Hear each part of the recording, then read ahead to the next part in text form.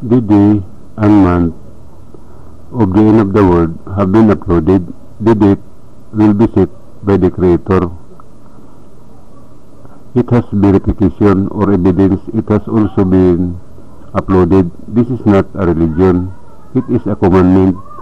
It cannot be changed because it is written. It shows that the sign that it will not be long before this happens. Set this channel. The picture is real one. If it looks like, click on it and be just. This is what it says. Seek and you will find. Ask and it will be given. Knock and it will be open. As I will give you water filled with the Spirit.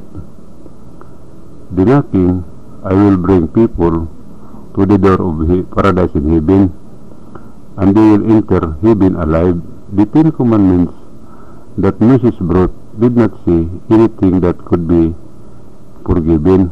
Christ Jesus entered the world, did not come into the world to change or break the commandments of his Father.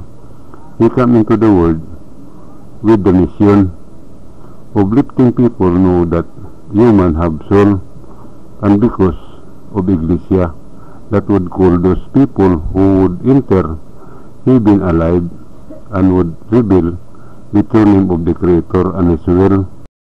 He will not save people. Whoever want to be saved must do the commandments. Whoever is free from sin can now walk on the sea like Christ Jesus. That is the sign or basis that the people has been forgiven of sin or is clean. The history of the life of Christ Jesus is written in the book called the Bible, from the womb of the Virgin Mary until his departure from the world. Christ Jesus lived 3 commandments. These are written in the book. Because of the recent translation of the meanings of the imprimatur in the books, there are books that say different things, and there are no more of his true commandments. The commandments is most important for the salvation of man. This commandment is number 1. No one can come to my Father who is in heaven unless he drink the water filled with the Spirit, and thus the will of my Father. Number 2, call on my Father and call on me too. Number 3, praise my Father and thanks Him. How true praise and thanksgiving will be known to you in the future. These commandments are connected to the word that are placed in nature or hidden words in time. At the time of Joseph's marriage to the Virgin Mary, the Virgin Mary said to him, "Will you marry me? I am pregnant. I don't know how many months it is because my menstrual period is abnormal." He still supported his plan. Because the Virgin Mary's belly was big, Joseph wanted to give birth there in Jerusalem. But during their journey, the Virgin Mary learned that she was felt about to give birth. So they went to the manger, and there Christ Jesus was born. The Virgin Mary gave birth as if nothing happened. Christ Jesus was born without a womb. The surroundings were illuminated by a star. Joseph believed that Christ Jesus has came from heaven. When the 6 days arrived, 3 angels visited them, each of them carrying something that was given to the Virgin Mary. First, Omega Alpha was explained to her. The second was the calendar. It was explained that it had a sign on the day of the soul, because man has a soul for the people who have passed away.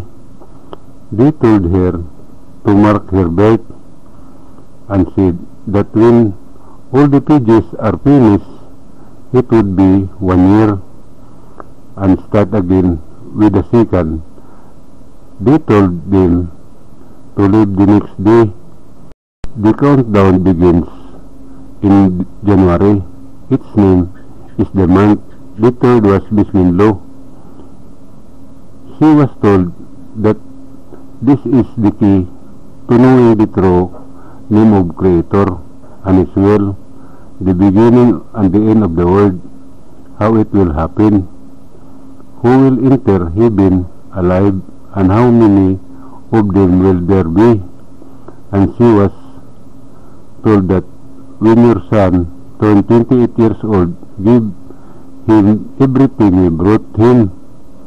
In the month of February 28, the people at the manger saw that Joseph had tools for the trade, so they took to him and told him to stay with her wife in their place, because they were going to build a fishing boat. They went with them to the seashore or beach. When the time came to give the angel gift to the son, they did not see Christ Jesus.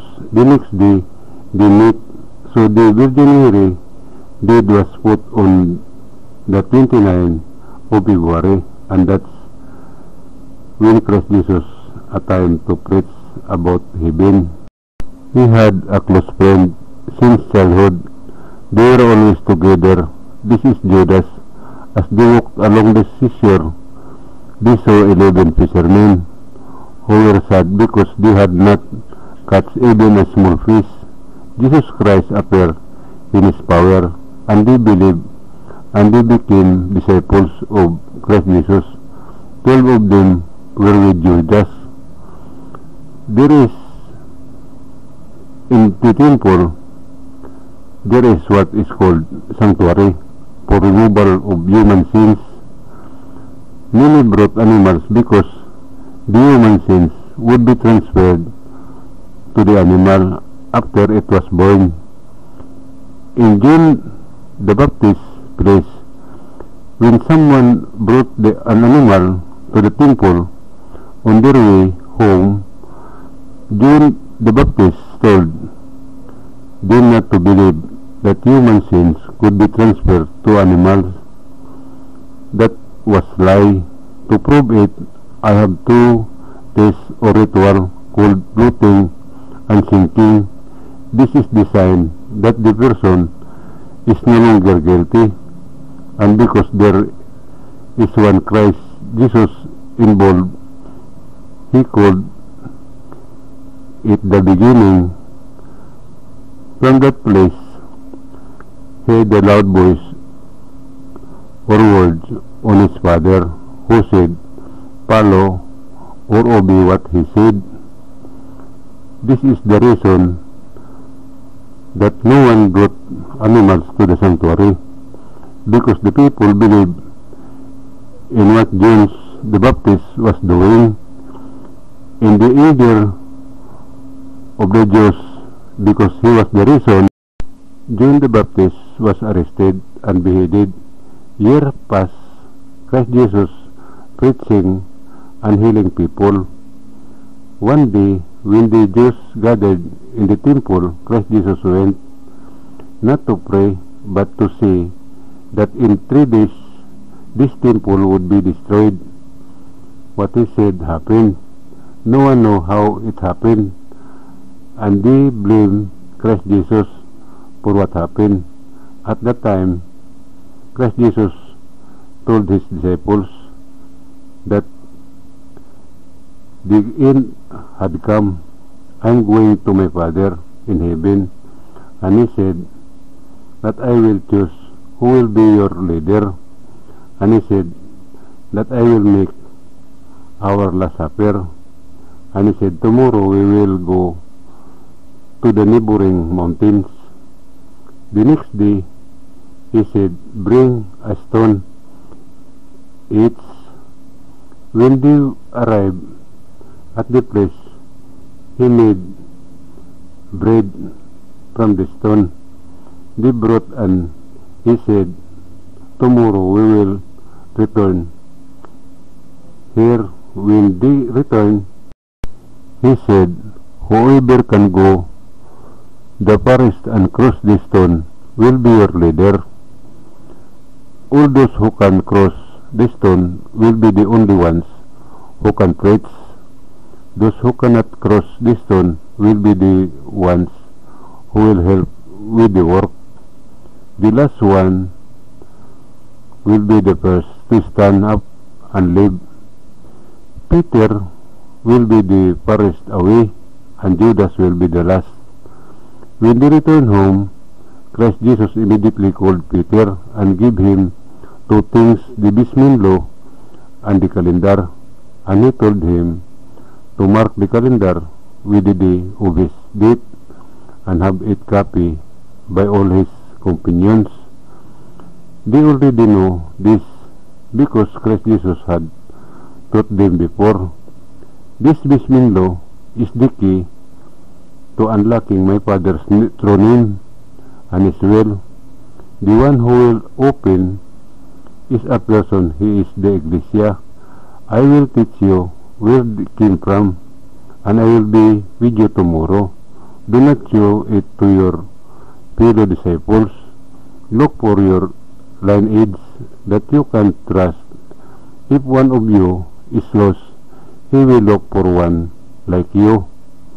And did it, and he said that tomorrow I will do our last supper. Tonight we will sleep together. At dawn, Christ Jesus woke Peter up and said, "We are going to the Far East." This is Mindanao, Philippines. When they arrived at the place, Peter asked what place this is. Christ Jesus answered, "This is the Queen of the East." And he said that on this stone the Iglesia will stand. This was the promise of Mindanao, and someone stood there on the stone, and I am that I am the Iglesia that Christ Jesus says, "I will do the commandments and teach the commandments of Christ Jesus and his Father." On their last supper, Judas thought of kissing his friend before they separated.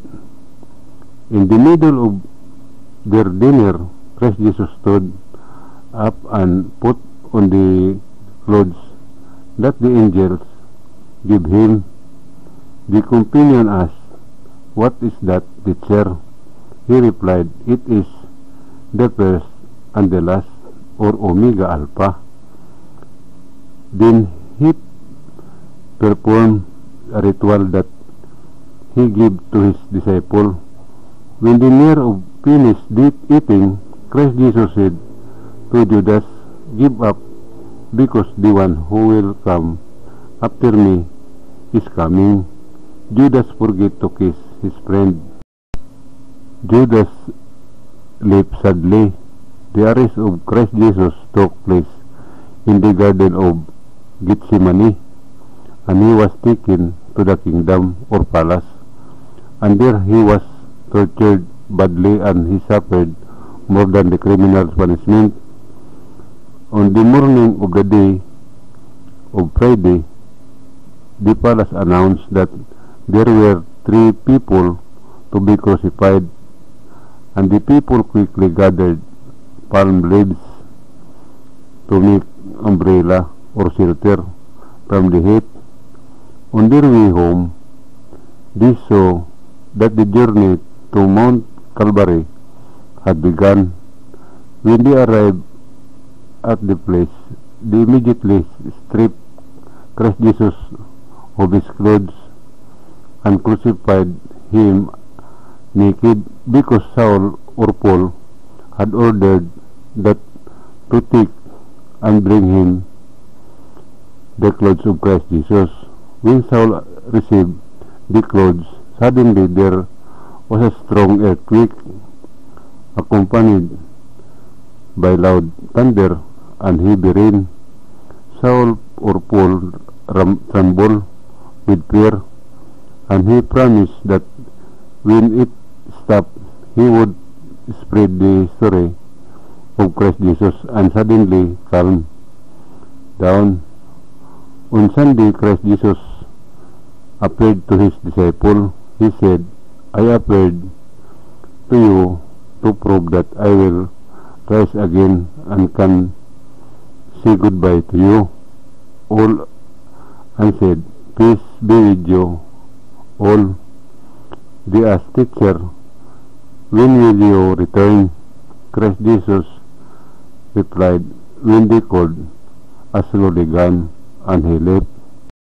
Saul asked the 11 disciples, and he wrote down what their queen had written before. He added which their tribes had brought him. He added words so that he could eat and live while he preached. This is the beginning of the Bible, which is now spreading all over the world. This video has a curse because 70% of the hidden words of time is open here, so that you can avoid the curse. Share it to other people. The punishment here is heavy. The curse will only stop when I face the people. I will open the 30% that is important for human salvation. These are the words that are placed in the nature. If anyone can help me with my personal appearance to people who has a connection to a politician or government official, this is my contact number on my cell phone, 0953-002-3408. Text me, introduce yourself, where you text, and what do you need. I am hoping for someone who will help me with my appearance to the people. Thank you, and mabuhay.